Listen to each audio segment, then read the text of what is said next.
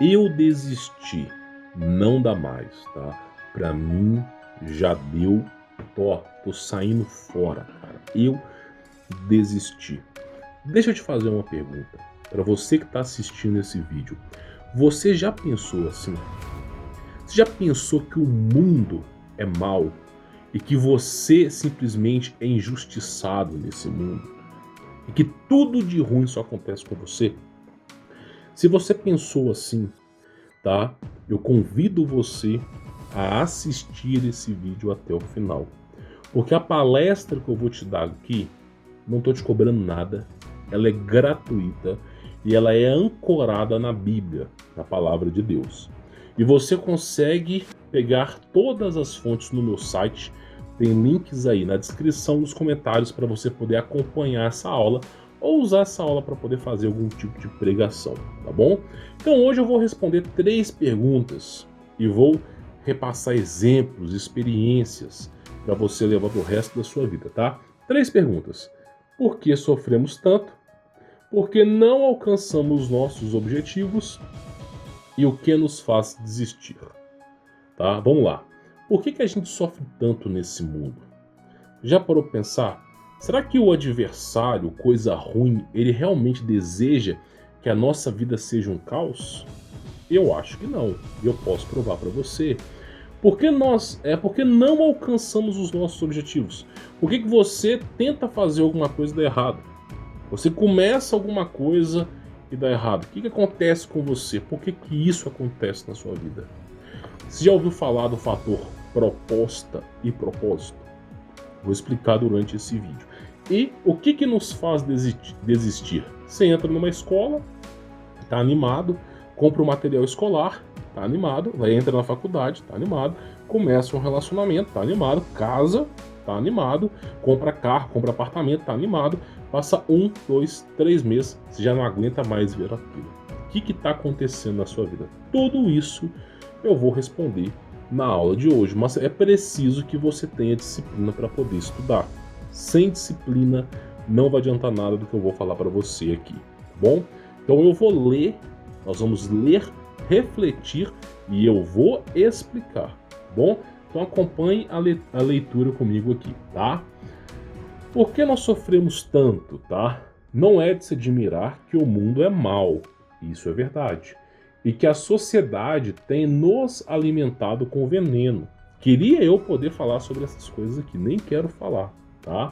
Veneno na comida, veneno na escola com ideias, ok? Veneno no trabalho, tá? E veneno social ou veneno de redes sociais, tá? Tudo isso nos torna, todos esses venenos nos torna nossa pior versão, uma versão mal de nós mesmos, uma versão defeituosa. De tanto veneno que nós recebemos em nossa vida, e é por isso que notícia ruim chega rápido, é por isso que clickbait chega rápido, é por isso que uma das coisas que nunca vai acabar, meu amigo, é jornal declarando o caos. Pode ser que aconteça as trombetas do apocalipse, o jornal vai filmar e vai tentar fazer audiência, tá bom? Então simplesmente tudo isso nos envenena, nos adoece, tá? E aí é onde nós deixamos de viver. Aí ao escape da pessoa que está sendo envenenada, sabe qual que é? É simplesmente viver em sonhos, viver em ilusões. Ah, eu vou beber para poder parar de sofrer. Eu vou comprar um videogame porque eu não aguento mais e começo a jogar videogame para poder parar de sofrer. Ah, eu vou fazer alguma coisa para poder parar de sofrer. A pessoa começa o quê? Viver em sonhos.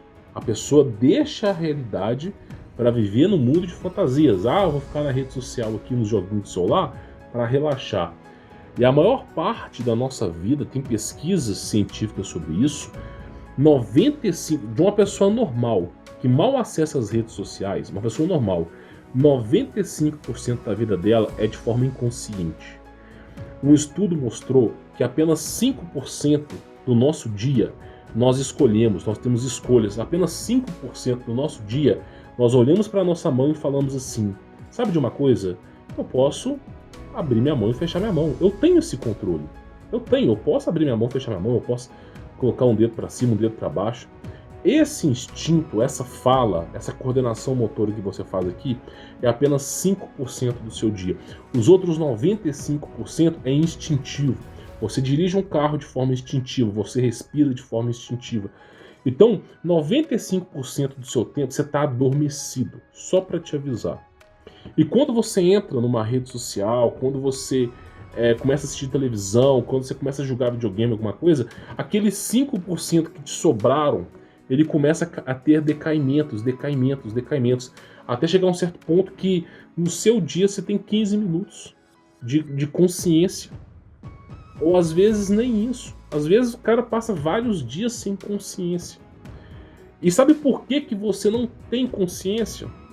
Porque o problema da consciência não vem do veneno dos alimentos. Porque sim, existe veneno social de redes sociais, como o algoritmo do YouTube que adora clickbait. Existem venenos no mundo.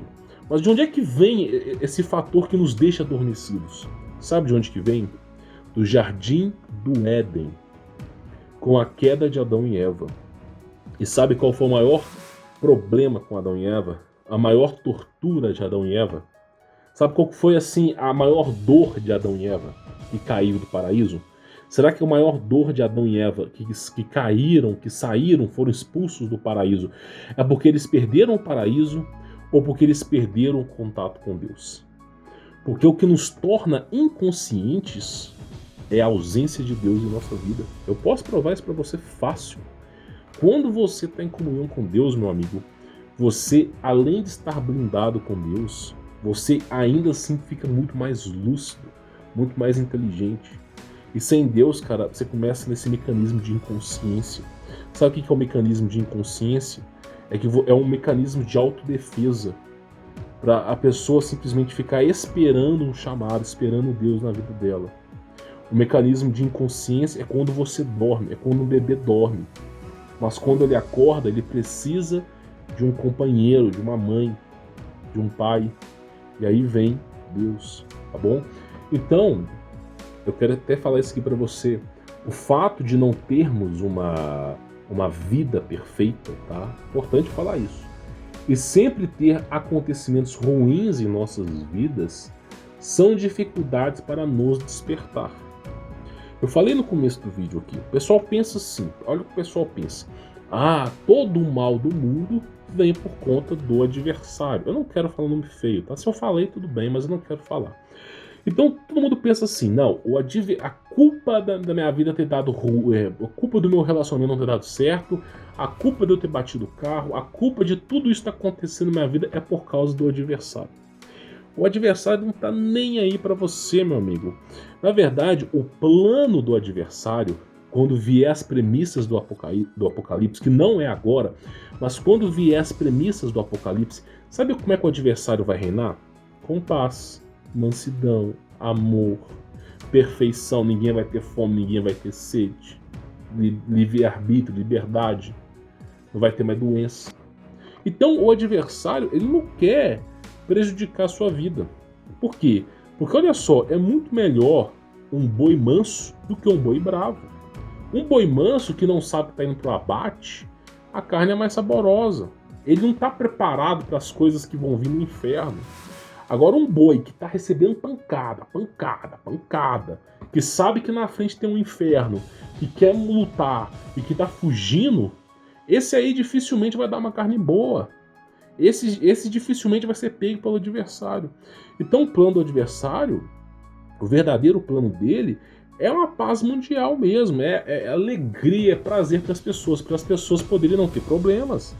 E com as pessoas não tendo problema, elas vão esquecer de Cristo, esquecer de Deus. Tá entendendo? Então quem coloca problemas na sua vida não é uma coisa ruim não, é Deus. Tá? Deus tem um plano para sua vida. Quando você tem um problema na sua vida, quando você bate o carro, quando você perde o emprego, cara, uma coisa que eu vou te dizer, é difícil de falar, eu também não estou preparado para tudo, mas é difícil de falar, mas é importante dizer, em tudo dai graças. Em tudo dai graças, meu amigo. Às vezes você bateu o carro, você perdeu o emprego, alguma coisa aconteceu na sua vida, você ficou quebrantado. Você percebeu o poço de vaidades que você estava vivendo. E aí você começou a voltar para o caminho verdadeiro, o caminho de Deus. Então, há males que vêm pro bem. Aquele chacoalhão que acontece na sua vida muitas vezes é um despertar de Cristo. Tá entendendo? Então, quem quer as coisas perfeitas não é Deus, é o adversário, para deixar você manso, pro abate. E quem chacoalha a sua vida é Deus, tá? Então, por que a gente sofre tanto? Porque Deus tem um plano para sua vida. E quando ele percebe que você está indo para o caminho errado, ele chacoalha essa vida para você voltar pelo caminho da vida, tá? Que é Cristo Jesus. E nós temos aqui a segunda pergunta, né? Por que a gente não alcança os nossos objetivos? Já parou pra pensar nisso? Por que a gente não alcança os nossos objetivos? Você tem que entender duas coisas. Existe proposta e existe propósito, tá? Proposta, meu amigo, você recebe proposta de emprego, proposta de relacionamento, proposta para ir na casa da cunhada, da sogra, proposta para comprar um carro, proposta para não sei o quê. Proposta você recebe de qualquer pessoa. Propósito você só recebe de Deus. O único capaz de entregar um propósito para a vida, inclusive a vida humana, ela tem um objetivo: encontrar Deus através de Jesus Cristo. Esse é o verdadeiro objetivo da humanidade, tá? Agora, propósito que Deus tem, só Ele pode dar. Então, simplesmente, nós temos propostas e propósito. Muitas vezes, por que nós não alcançamos nossos objetivos? O cara chega e fala assim: eu queria ter conquistado aquela menina, mas eu não consegui. Aquilo ali é uma proposta, meu amigo. Eu tentei abrir um comércio e deu errado. Aquilo ali é uma proposta. Eu tentei arrumar emprego e não consegui. Proposta. Você tem que focar primeiro no propósito. Primeiro vem o propósito, meu amigo. Buscai, e Cristo já ensina, buscai primeiro o reino de Deus e todas as coisas vos serão acrescentadas. Mateus capítulo 6, versículo 33. Vou dar um exemplozinho rápido para você. Tinha um cara que estava mais ou menos uns 6 meses desempregado, precisava sustentar a família, tá ficando desesperado que não encontrava emprego, tá? Aí o cara simplesmente foi chamado, convocado para uma entrevista de emprego, né? E o cara se arrumou todo, foi de ônibus, pegou ônibus, foi na entrevista de emprego. Chegou até mais cedo do que o normal. Só que quando ele estava entrando no escritório para fazer entrevista de emprego, tá? Na porta de fora da empresa, para dentro, apareceu um cara com fome.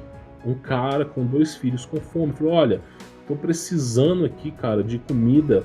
Tô com 2 filhos agora que estão passando necessidade.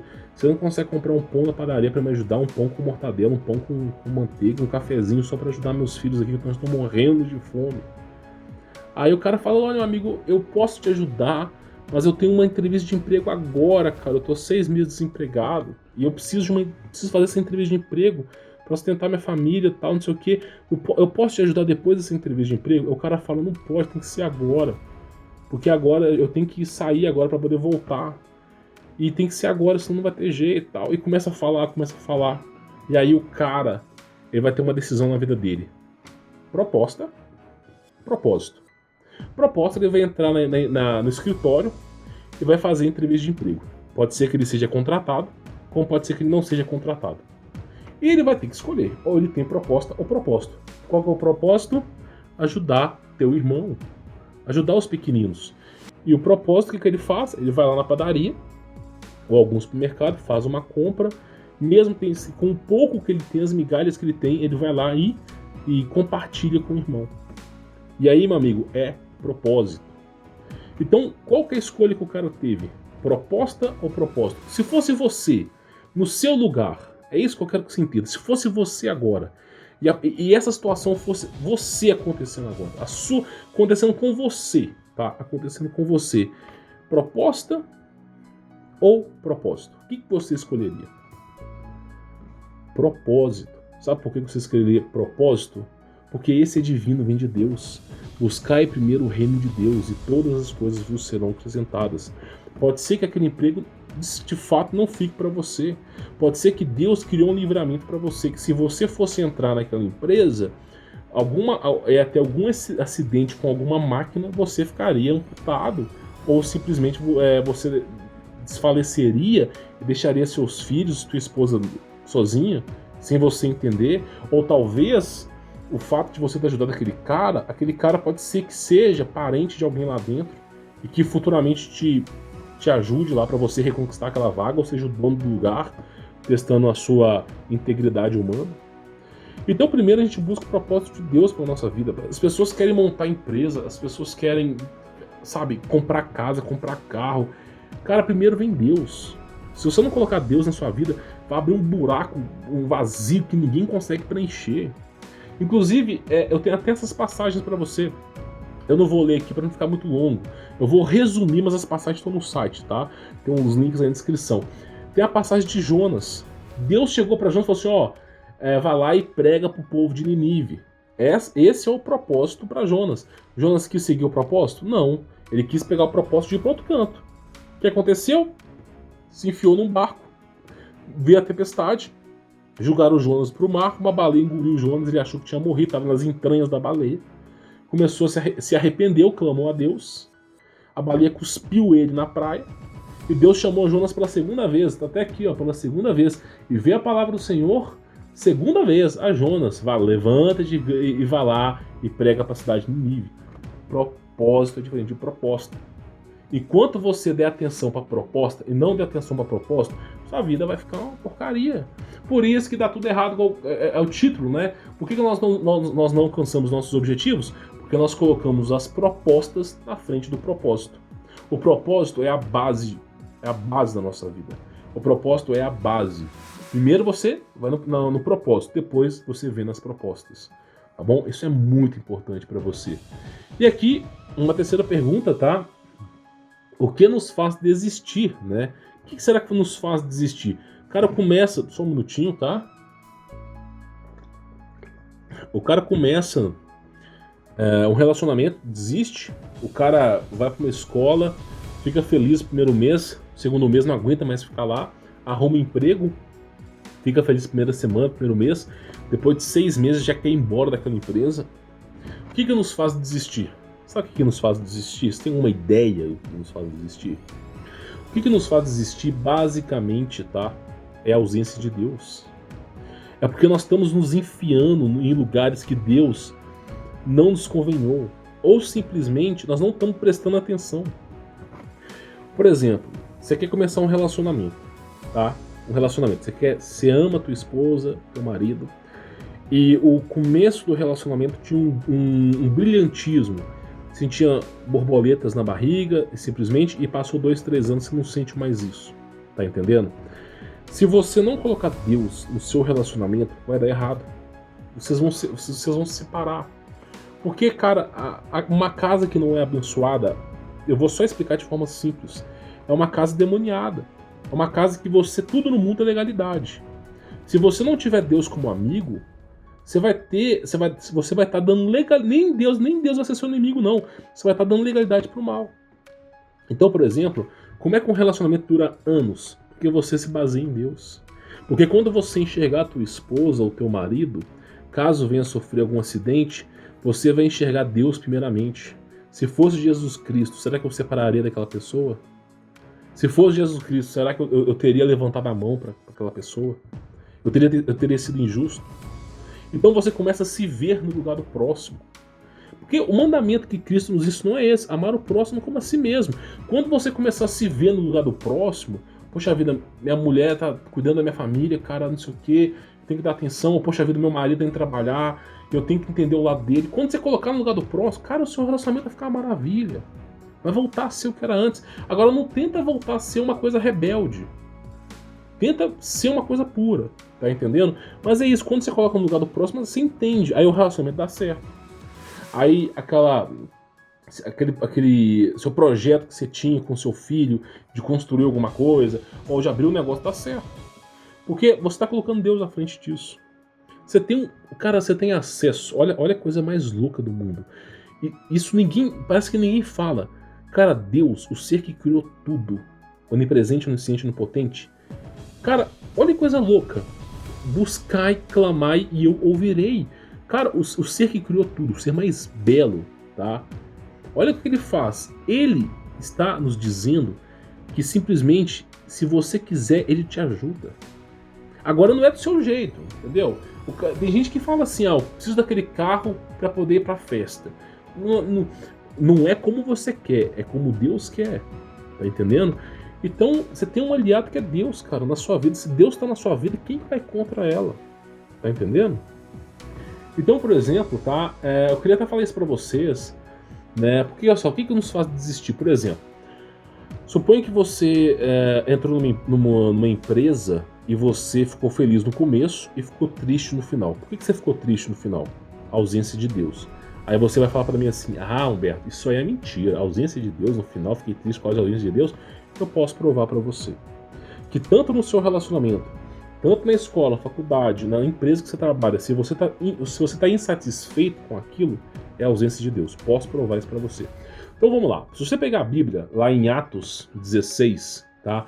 Quando Paulo e Silas estavam pregando, olha o que aconteceu. Você vai entender a pegada aqui, olha só. Paulo e Silas estavam pregando, tá? A multidão ajuntou-se contra Paulo e Silas. Os caras pregando o evangelho, a multidão encontra, né? E os magistrados ordenaram que lhes tirassem a roupa e fossem açoitados. Os caras nu apanhando a porrete. Tá? E o açoite, né, quando se fala de Império Romano naquela época, eram bolas de ferro com garras, que quando grudava na pele arrancavam pedaços. Tá? Depois de serem severamente açoitados, foram lançados na prisão. O carcereiro recebeu instrução para vigiá-los com cuidado. Foram tratados como terroristas, da pior espécie, por estarem pregando o evangelho. Então o carcereiro recebeu instrução para vigiá-los com cuidado, e tendo recebido tais ordens, ele, o carcereiro, os lançou no cárcere interior, no subsolo, onde não tem luz, é úmido, fede, mofo, é xixi de rato, cara, que dá doença. E então colocou eles no cárcere interior, os caras sangrando, sem poder enxergar a luz do dia, e prendeu os pés deles nos troncos. Pra tu ver, além de botar o cara no subsolo apanhado, isso aqui, ainda prende o pé dos caras no tronco, tá? Aí por volta da meia-noite, Paulo e Silas estavam orando e cantando hinos a Deus. Então a pior situação do mundo, realmente a pessoa que poderia falar assim: nossa, que situação infernal, eu não quero mais isso. A pessoa que teria essa legitimidade para poder falar isso, o que ela fez? Qual foi a escolha dela? A escolha dela foi simplesmente cantar, orar e cantar a Deus. Orar e cantar a Deus. E os presos começaram a ouvir. Tá? E de repente houve um terremoto tão violento que os alicerces da prisão foram abalados. E imediatamente todas as portas se abriram e as correntes de todos se soltaram. O carcereiro acordou e, vendo abertas as portas da prisão, desembanhou sua espada para se matar.